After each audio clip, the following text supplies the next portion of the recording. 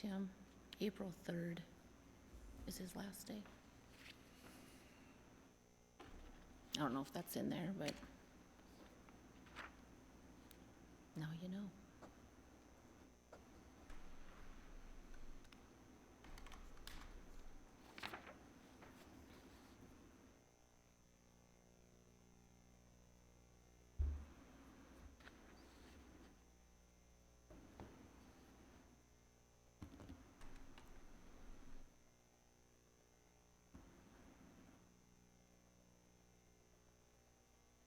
Do you want me to shut the door or not? No? I think anyone's there.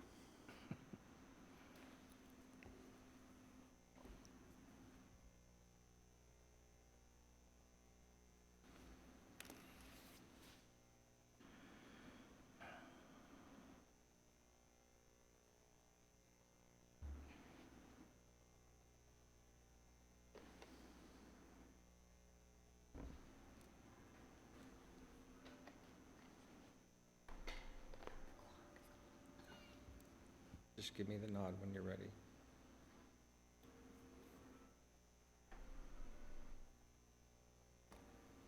Okay.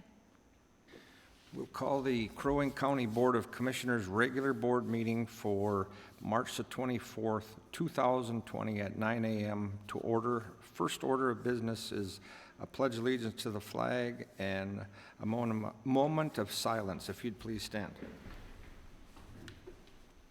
I pledge allegiance to the flag of the United States of America and to the republic for which it stands, one nation, under God, indivisible, with liberty and justice for all.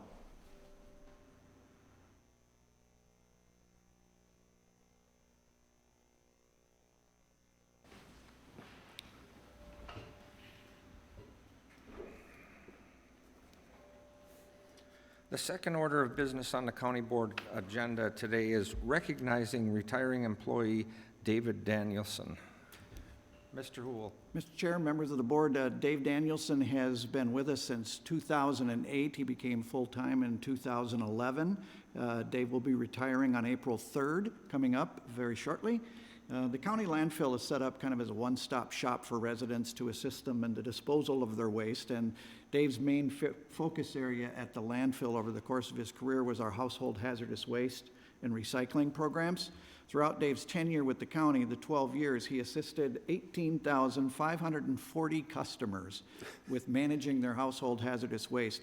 These customers brought in over 670 tons of material which Dave managed for proper disposal. Kind of puts into context some of the impact that he's had in our county over the course of his career.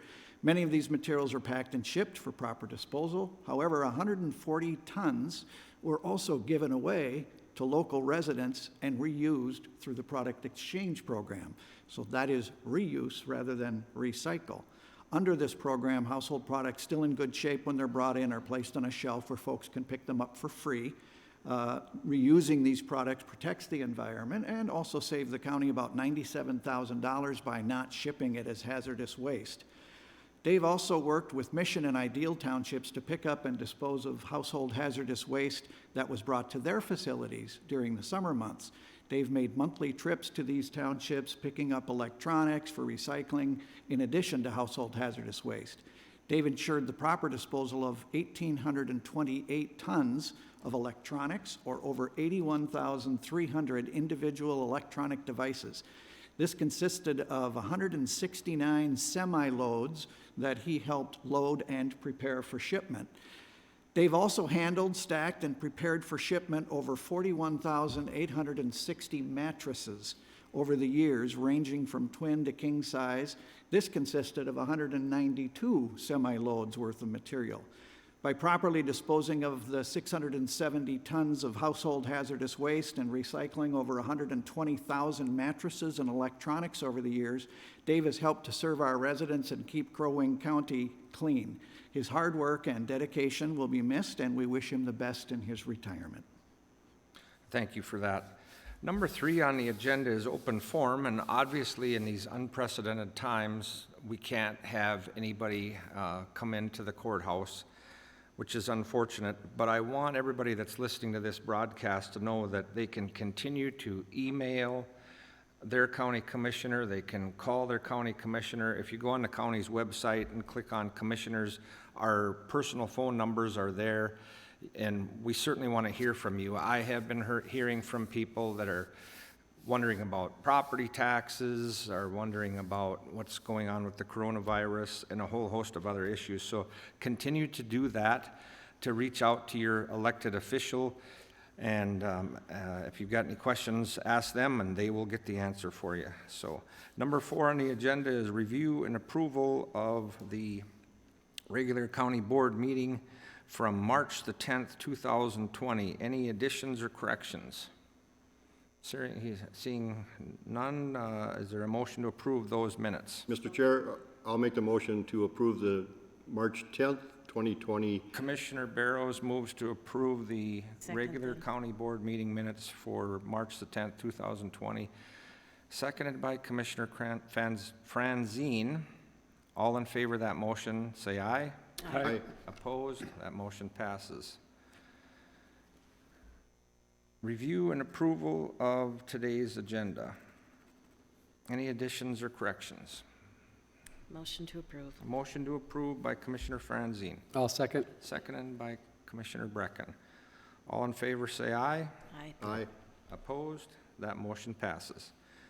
We're on to the consent agenda. Before I take a motion to approve the consent agenda, is there any questions on the consent agenda from the county board? I do have a question, and I don't need any staff to come in here. If you don't know the answer to this, Commissioner Brecken, I believe you're on the County Fair Association's committee. I see an amendment to the lease agreement. Do you know what that is? I'm sorry, Commissioner, I don't. Okay. It's not really that important. Okay, I will, I do know. you do know? Okay, Yes. County Administrator. Mr. Chair, members of the board, when we entered into the lease agreement with the Fair Board, and you may recall, we have a long-term lease with them for $1 for the use of the fairgrounds. The lease referenced an Addendum A, which would have been the legal description for the property. Addendum A was not attached, and so this is really just adding the legal description to the contract, and so it is more of a housekeeping item than I think it is an item of substance. Okay, very good. Thank you for that. Another question is 6.18, request for board action. And it's, I'm assuming the request for board action is Cindy Nathan has, in essence, resigned, and so we're acting on that, County Administrator. Mr. Chair, it's just basically informational at this point in time. So Cindy is not able to serve at this time, and so I think we will start to look to see who might be able to serve. I don't think there's a particular rush on it at this point, so it's informational only. Okay, so to the county board, I have received an email from somebody that has noticed that this person cannot serve, and he has indicated he's interested. I don't think the board chair should make that appointment now. It's in a large position. If, I don't know if we should post it, it's up to you, or if you've got some candidates that you think that we should discuss, I think we should do that, but not make any decisions on appointing anybody today. Does that make sense? Mm-hmm. So if you have any candidates that you feel strongly about, let me know, and then if you feel like we should post it, you know, I just think it's more fair to the public if they want to, if that makes sense. Any other questions on the consent agenda? Motion to approve. Motion to approve by Commissioner Franzine, Second. seconded by Commissioner Barrows.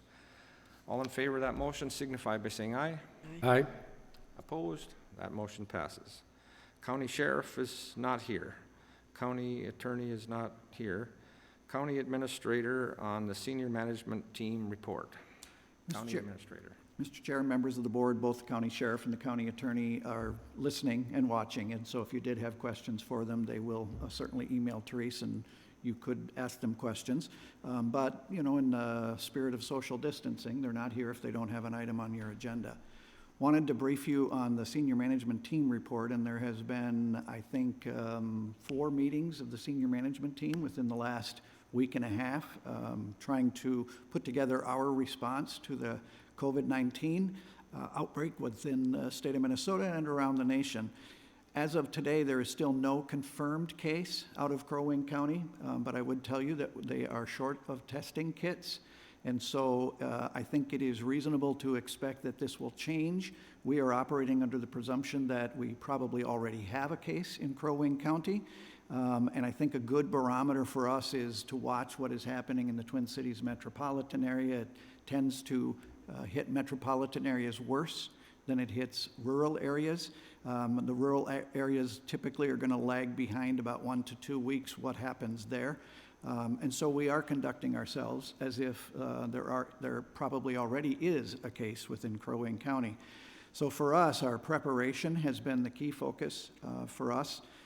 We think that there may be a shelter-in-place order coming from the governor at some point in time. It may happen soon. It could come any day. Until then, we want the community to bring in, and we've asked them just as recently as yesterday, to bring in any of the things that hospitals and first responders could most use. There is a shortage of this kind of personal protective equipment.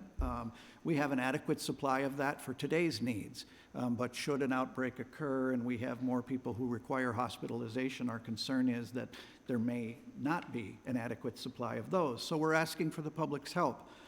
The items that we're requesting are, if you have any new surgical masks, people tend to purchase those for a variety of reasons. N95 masks, it's a special type of surgical mask, and so sometimes folks with cancer may have had some of those for a relative who passed away. And so if you just have it sitting in a closet is what we're looking for. Any industrial masks, N95 or dust masks that are new, any new latex-free gloves, any new disposable food-grade gloves, any new disinfectant wipes, hand sanitizer of all sizes, antibacterial soap, protective gowns that are water resistant, eye protection goggles or glasses if they're new, and face shields if they're new. And so we have a drop box set up outside the community services building for folks to drop off any donations. We will stockpile those donations on behalf of the community, and those will go out to first responders and hospital personnel as needed. We did recently receive a shipment from FEMA into the state of Minnesota, so we're looking to see if we can't get some of that shipped to Crow Wing County. That will help us with our stockpile.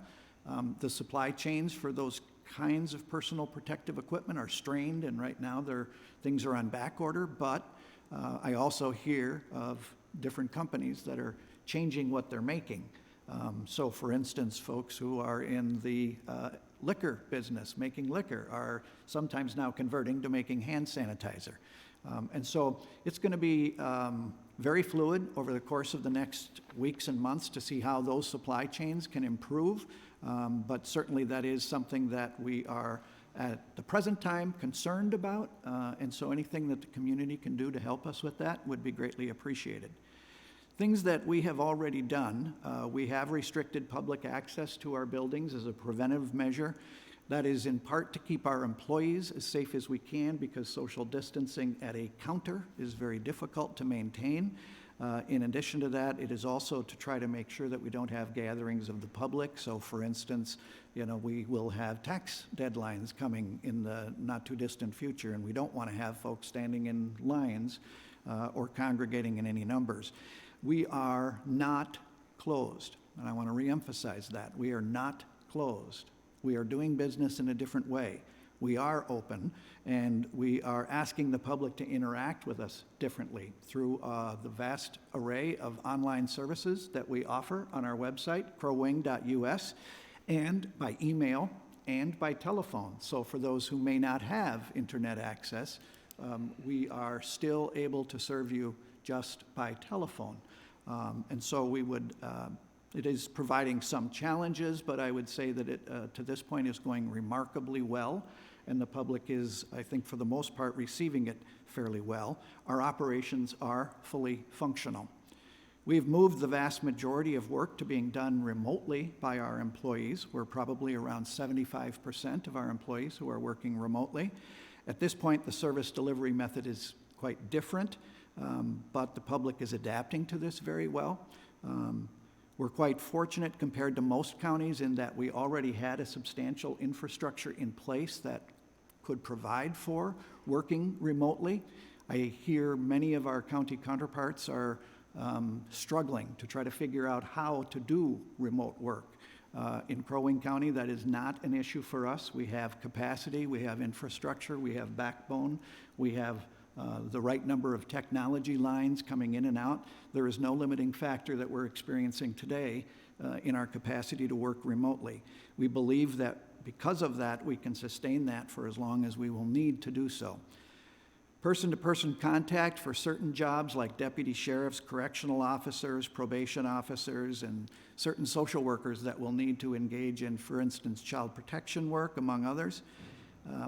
That personal contact without social distancing is an especially important focus for us. And so we'd like to be able to provide them with as much personal protective equipment as we can, so that they can continue to do their jobs and stay safe at the same time. So that's why we're asking for the public's help with any of the materials of personal protective equipment that I listed before. We are applying social distancing within our buildings to try to stay safe for those employees who are still working. And we have, because of the number of employees who are working remotely, we have plenty of space that is, we are able to successfully do that. You see the social distancing on display here, and so we are modifying what we're doing, but we are still doing our work. It's not a particularly hard challenge for us to engage in that social distancing because of the number of employees who are already working remotely. Your emergency declaration, the chair's emergency declaration, also allows us to purchase more goods locally. And so you'll notice even on our consent agenda today, bids were awarded for construction projects. They went to local companies. As it so happens, they were also the low bid. We will be trying to purchase locally as much as we can. We think that the citizens' money that they have contributed to us needs to recirculate within our own community as much as possible so that we can keep as many people working as possible. And so that's particularly important for us right now. In the community at large, I would tell you that our observations are that social distancing has been occurring in our community for about a week now, and the effects can be seen all over town, I think. It has had the opposite effect on certain businesses. Area grocery stores, for instance, have been very busy and continue to have a hard time keeping certain items in stock. And so I would ask for the public to just try to keep in mind that the supply chains for grocery stores and the like are still intact and are still in good shape. And so, hoarding resources really doesn't help anybody, and it may be keeping resources from getting to those who we're expecting to be first responders, public safety, hospital personnel, and the like. So I believe we're going to catch up on those things as soon as people feel like they have an adequate supply. Those supply chains are still running well.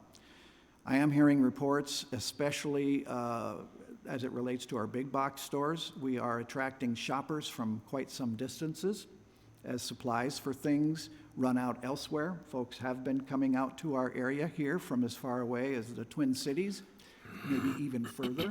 As they can't find what they need locally, they will tend to travel. This is not great for virus containment, but there is really no prohibition on travel within the state of Minnesota. And so there's not much that we could do at this point in time to stop that. We are also beginning to see the return migration of snowbirds and some folks with second homes here coming to shelter in our community. I guess that's not particularly surprising. There is also, of course, no prohibition against folks traveling back to their second homes or snowbirds returning to their primary homes.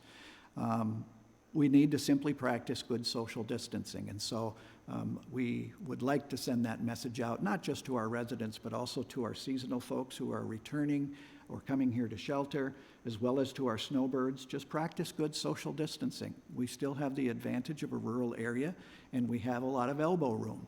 And so the practice of social distancing still should not be hard for us to achieve. So it really boils down to asking folks to continue to apply good common sense.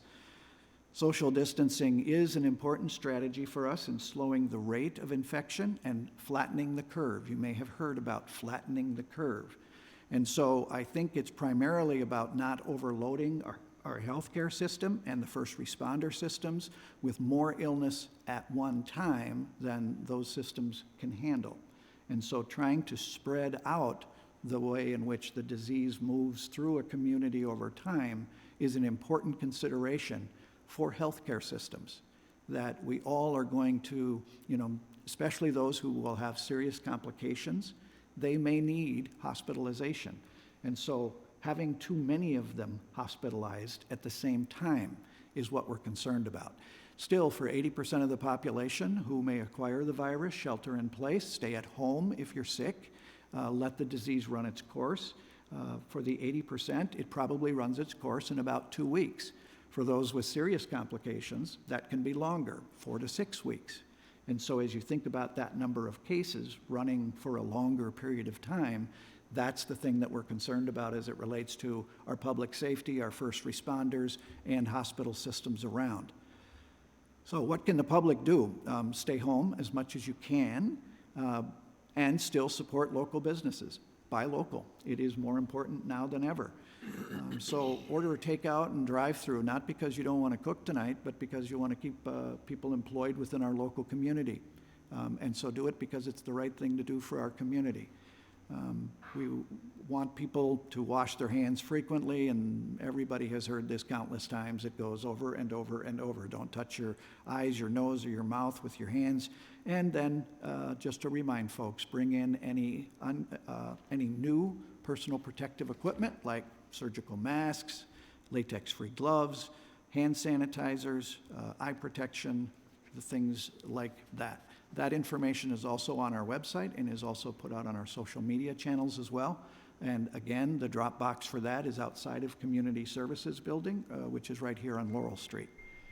That's what we have been working on. I'm happy to answer any questions that you may have about what's going on in our community or our response to it. Any questions from the county board to the county administrator? I'm assuming that you combined the senior management team and the COVID-19 update all into one, correct? That is correct. Next, we've got a request for board action. The board chair, by statutory authority, did make a declaration of local emergency, which I understand by state statute I can do that. I made that decision. It was brought forward by the county administrator. We will be voting to continue that. A yes vote will ratify the decision that I made. A no vote will say that the board chair has exceeded his authority. So, any explanation of this, Mr. Houle? I think you kind of touched on it already. Any further explanation? The only thing I would offer, Mr. Chair, is I don't know that a no vote would be exceeding your authority. I think it would be simply to say that they believe it should expire. You have that statutory authority, and so you can't exceed that authority. You exercise Well, we certainly don't want the chair to exceed his authority. Is there a motion to continue on with the, let me ask the county administrator, do you think that, if I'm sure everybody received it and looked it over, is there a need to continue this on? And I believe you said there is. I believe there is, Mr. Chair. I think it was I think the authority you exercised was with good judgment. And the reasons for that are to free up our purchasing abilities so that we can buy more local than we normally would be able to with the constrictions of public bid laws and the like. It also allows us to not have large gatherings here at your board meetings. And I also think it sends a strong message that you are fully engaged in the efforts going on. I would be remiss if I didn't point out the chair and the vice chair have been participating in the ongoing planning efforts that we have been engaged in, and so we very much appreciate their assistance as well, so that I think we're approaching this from many heads are better than one. Then Any I will- questions from the county board? Commissioner Franzine? No, I will make the motion to continue the declaration of local Okay. emergency. Mr. Chair, I will second that motion. Commissioner Franzine moves to I believe it would be ratify or continue on with the local emergency. Commissioner Barrow seconds. All in favor of that motion, say aye. Aye. Opposed? That motion passes. Any additional business from anybody? Motion to adjourn. So moved. So moved by Commissioner Franzine, I'll second. seconded by Commissioner Brecken. All in favor of that motion, say aye. Aye. Opposed? We are adjourned.